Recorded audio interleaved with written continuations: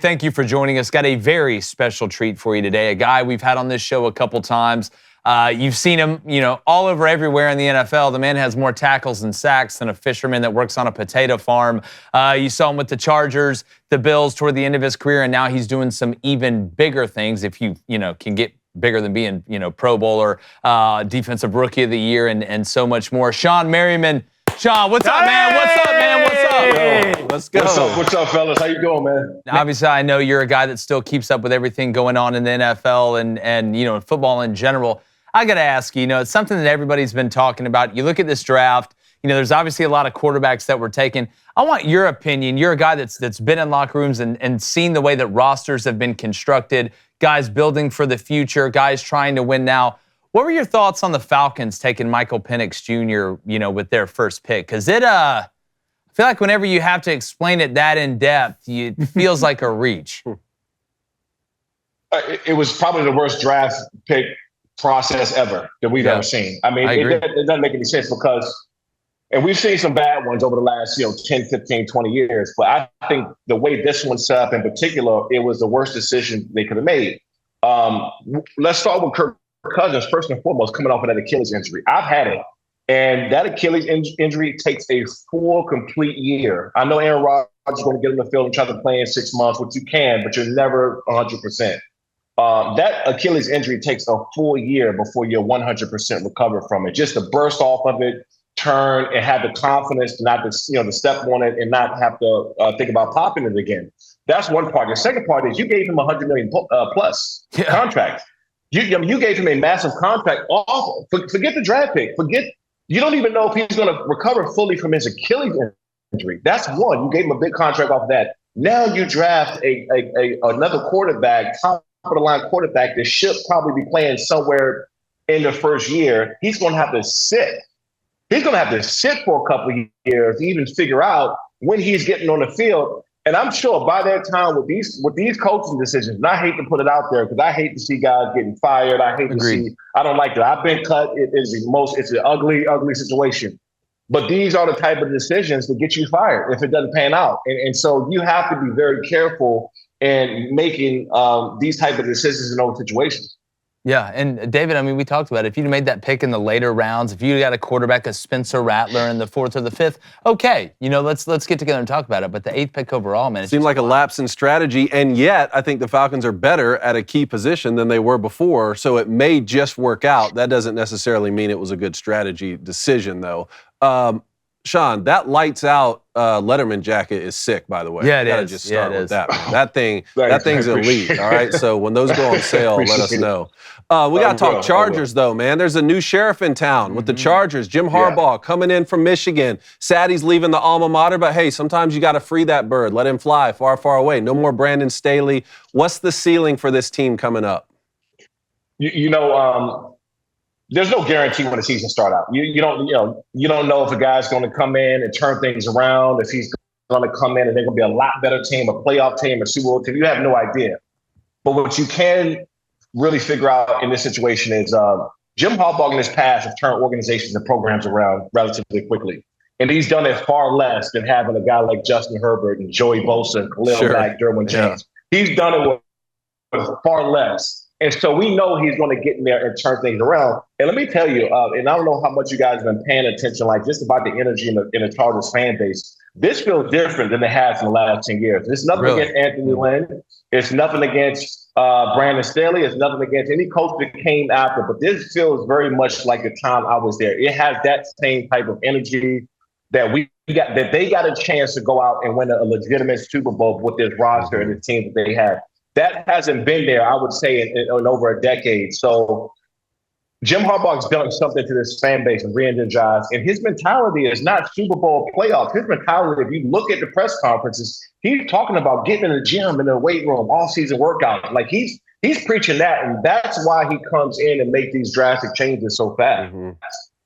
Yeah, there seems to be that energy like you talked about when you were there. We were talking earlier, I think that 2006 team might have been the greatest team that never went to a Super Bowl. I agree with that. And now, go ahead, follow up with the draft questions that you were going to ask. Well, yeah. Since we're on the Chargers, Shawne, what do you think overall about how their draft went? What grade would you give them? I was shocked originally because I thought that because of Keenan Allen and Mike Williams departed, they left, that they were going to go for a wide receiver. You don't know what's going to happen with Quentin Johnston. I think he's going to have a much better second year than he did the first. They got Palmer.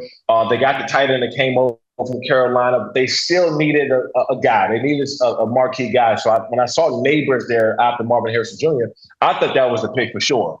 But if you look at what Jim Harbaugh is doing, we talk about him establishing a mentality, establishing an identity, because that's what they've been missing.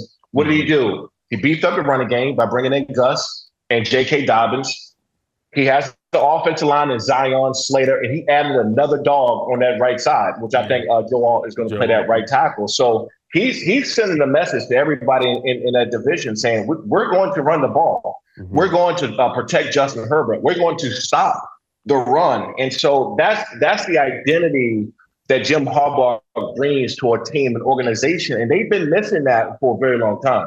I do think if you do look at the Chargers, I think Ladd McConkey is going to be a good piece who they got. And I think y'all's late receiver picks, Brendan Rice from USC, Cornelius Johnson from Michigan, I think both those guys could be sleepers and actually turn out to have pretty damn good NFL careers. Well, isn't it funny that you look at Harbaugh being at Michigan, who we remembered, lost to TCU. Then you go to the Chargers. Not only do you have Quentin Johnson, you have Davis as well, the slot guy, who I think who's dangerous as a returner. I think Max Duggan may be on the team as well. You basically just combine those two. But we talk about running the ball, Shawne, and you played a position where obviously you got to be able to stop the run, recognize the run, stop the pass in the intermediate and things like that. I don't know how much man coverage you played if they bumped out and went empty. I'm sure you had to do it at some point. But, Shawne, when you look at the way that Jim Harbaugh built Michigan, it was run it down your throat, play action it. And at the end of the day, if you're a linebacker, you'd much rather probably, I would think, play a team that's not going to sit there and send, guys working off doubles at you and getting it all cloudy in the run game. That's what it looks like Jim wants to do, right? 100%. And so let me just tell you, just from a strategic former defensive player mind, when somebody's running the football, the pass rushers are just mediocre. I mean, you can't do anything because what happens is they just beat you up before you know it, second and short. They are play action and throwing the ball down the field. And what this Jim Harbaugh wants to do with Justin Herbert, he knows he can do, is throw the ball down the field. Justin Herbert has the biggest arm in the NFL when it comes to quarterbacks. So that's going to happen. They're going to run the ball, ding dong, and then before you know it, those pass rushes are neutralized. I'm telling you that I hate it. I hated teams that ran the ball 25, 30 plus times because the time they threw the ball, you're like, you can't pin your ears back. You can't get ready to go. You can't get a good snap, a jump off the snap count. You can't do anything. And now you're just playing on your heels the whole time. So that's what Jim Harbaugh is planning on doing. He is running the football. We're going to pound and ground you. And by the way, we're going to get Quentin Johnson or Palmer or one of these guys down the field and really make you pay for it. Yeah, and one of the best defensive coordinators I ever coached with used to say, as a defense, we're trying to avoid controversial third downs. 3rd and 3 is a controversial third down because I don't know if I can pin my ears back and go get you because the run's available. 3rd and 2s, the run's available. 3rd and 4, the run's available. But Shawne, another question, and then I want to ask you obviously about the extreme fighting stuff you got going on. I know you got another stack card coming up here. We were out in L.A. recently. I thought about you when we were flying out there. But we talk about this in college all the time. Nick Saban called it, the blueprint, the process of it doesn't matter. And I think you kind of touched on this earlier. It doesn't matter who you are playing. Like Jim Harbaugh's not looking at the Super Bowl. He's not looking at, oh God, week 7, we got to go here. Is it really just about making the opponent faceless? And it's just about the next rep, the next lift, the next meeting. And if you do that, the rest takes care of itself? The best coaches I played for, and he has and I don't know if you want to call it old school, but Marty Schottenheimer was very much like that. Okay. It was, what are we doing today? What are we doing tomorrow? What are we doing the next day? It was always what you're doing right now and what you're doing the next day. That was it. We never talked Super Bowl. We never talked playoffs. We actually, so, obviously we all know about Marty Ball, right? I mean, Marty would come and teams are calling out our plays. Hey, they're running the ball, they're doing it. He would come to us and say, hey, can they stop it? It was just a mentality that he established in all of us. And so Jim Harbaugh is doing the same thing with these guys. He's challenging them in the weight room today, like in OTAs and these mini camps. They're going to get challenged. They're going to get pushed. By the time they get to training camp, they will have an identity on who they were. And I went to every home game last year, and it was games I'm sitting there and I'm sick to my stomach because they looked like they were clueless. The guys didn't know where they were lining up at. If they were running to the ball, it was no excitement on the sideline. It looked like a team out there that was just totally lost. That just didn't know what they were doing. They didn't have an identity. They will have an identity this year of being a tough, hard-nosed, running the football, stopping the run, gashing you downfield when they need to. That is a mentality that Jim Harbaugh is instilling in all those guys, and it's going to happen. We just watched him win a national championship do it. Exactly. I was just thinking something when you were saying that, like an effective run game in football to me is equivalent to effective body shots in boxing, which I think is maybe an analogy you can support. Oh, it's exactly what it is. I'm telling you, those body shots start to add up. They add up, and even if the one big one don't hurt, you get them later rounds, and you can't breathe. Hands drop. Your hands drop. And then that's when you go for the knockout. And that knockout is going to be that 30, 40 plus yard pass down the field. That's that knockout punch. If you want to talk about combat sports, and I for just me personally, and my mentality, the way I played the game and what they're establishing there, I'm just excited. And I don't know what's going to happen. I think they're going to win 12 games. I think they're going to win 12 games this year, but that's not guaranteed. But I like what Jim Harbaugh and his staff, the GM that came in from the Ravens. I love the weight room coach and everybody he brought up from Michigan. These are all the guys that I would have loved to play for and been around. Quickly, Shawne, I want to get your opinion on this. We just saw the retirement of Aaron Donald. Where does Aaron Donald rank, in your opinion, on the best of D linemen? I think it's 1 or 2, Reggie White and Aaron Donald, and you can put either one or 2. I would, in a sense, put it's hard. I mean, Reggie, it's Reggie White, right? I mean, it's hard to replace him, but Aaron Donald was doing stuff that not even Reggie did. I mean, Aaron Donald was doing it from the interior. He was doing it everywhere. And his pass rushing capabilities, along with, him being able to have that size and that leverage to still play the run, get off shed blockers and make tackles, you can go either way. I don't think anybody can argue that too much if they want to put Aaron Donald or Reggie White ahead of one another. Yeah, well, the versatility for both of them. And I always used to, as looking at the offensive line, I always wondered, look, the 6'5", 6'6" guy that's 320, they're tough to block. But that 6 foot, 6'1" guy that you can't get underneath, if he knows we had one at South Alabama named Jesse Kelly, was all conference for 3 years. He was 5'11", but he benched about 600 pounds. You couldn't move him. Yeah. You couldn't move him. You benched 600? Dude, now he's a weatherman in Texas. Is he really? Bro, I'm telling you, it's the funniest thing ever. We got to get this guy on. It's the genius. Like he would go rip a guy apart and then tell you if it was going to rain later. Yeah. And it was Mobile, so he pretty much said it was going to rain every day. But Shawne, speaking about body shots, whether they're body shots or whether they're leg kicks, which I think's the worst when it comes to Ultimate Fighting. You guys over at Lights Out Extreme Fighting got another stat card this weekend, or coming up, excuse me. Tell everybody where they can find it and what you got coming down the pipe. Yeah, May 18th in Long Beach, California. Yep. You can get more information at lightsoutxf.com. This one's big for a couple of reasons. One, we got 19 fights lined up in one night. Hey, Shawne, you guys are growing like a weed, man. It's just, with us, man, we have a fight every 5 to 6 weeks or so. 6 weeks been late, sometimes 4. But we haven't, because of our success, we get so many eyeballs. Fighters are reaching out all over the country, all over the world. Like this is this title fight that we have with Roy Echeverria and Calabero. This is our first international fight we've had, and one of these 2 guys are going to the UFC. At some point, they will, probably the winner of this fight. But this was different also because this will be live on Lights Out Sports. So this is our first live fight on Lights Out Sports, and obviously we'll have by the end of this week and next week, by May 18th, we'll have about 15 channels or so. With surfing, everything, skateboarding, everything you can think of on Lights Out Sports, we'll be live for the first time. And again, you can find it on Roku, your Fire Stick, Apple TV, Android, Apple, you got it. So we'll be completely everywhere, man. So this one is going to be massive. And I can go as long as I want, man, because I'm on nobody else's network. So I can have a show.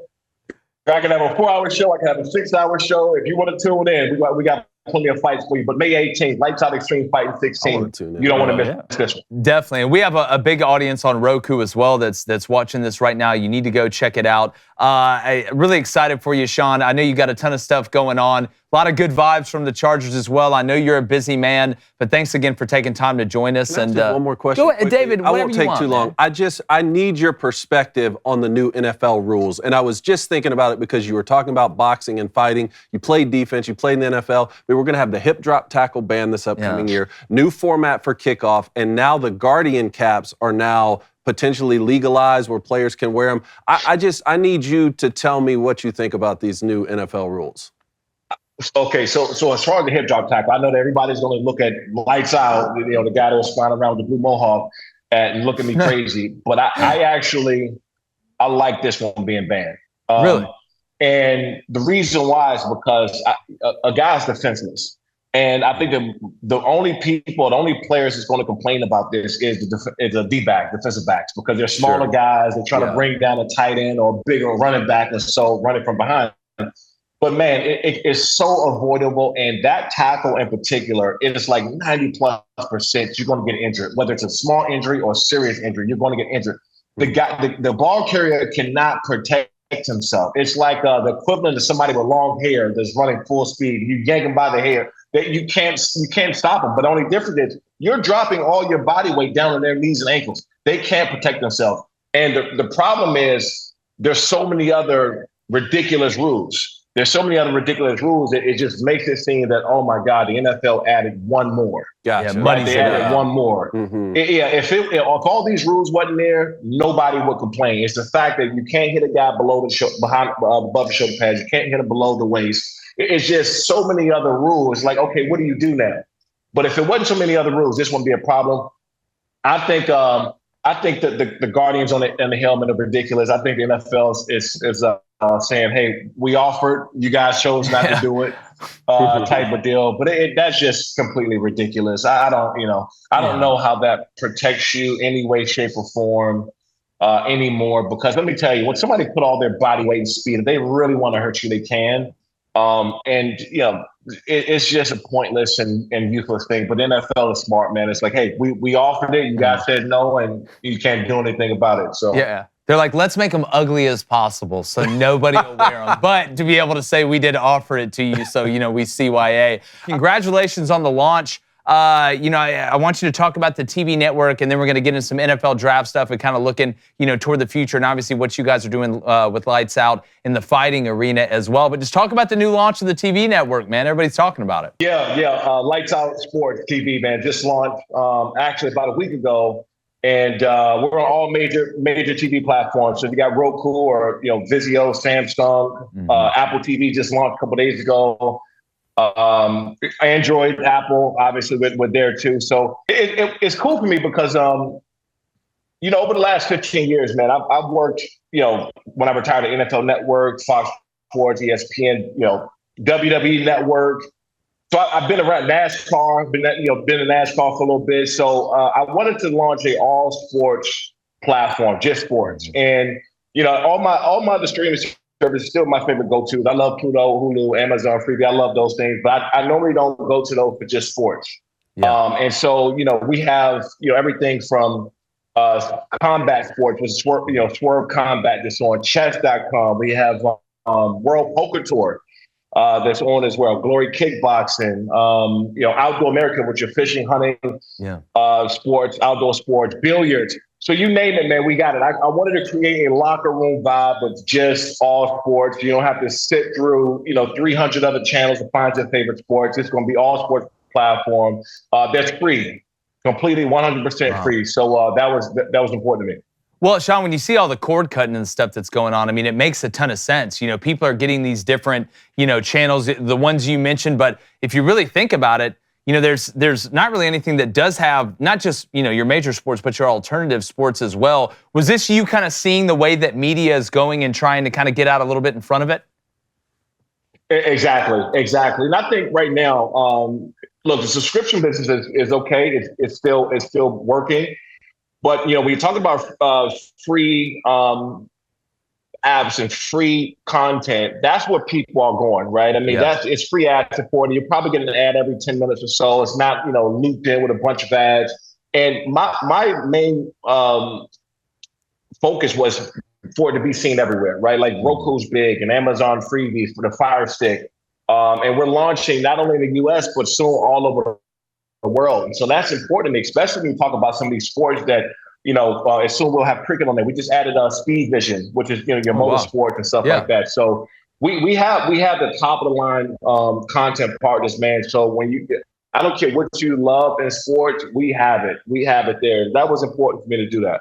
Shawne, again, man, great stuff. Lights Out TV, Lights Out Extreme Fighting. Got a ton going. We're definitely going to get you back, man. I know May 18th, it's going to be an absolute brawl. You can catch that on Lights Out TV. Make sure you go and check that out with all the other stuff they got going. I promise you, knowing the way Shawne operates, in 3 months, they'll have 450 channels on there, all of sports, the way that he's rocking and rolling. Shawne, thanks so much, buddy.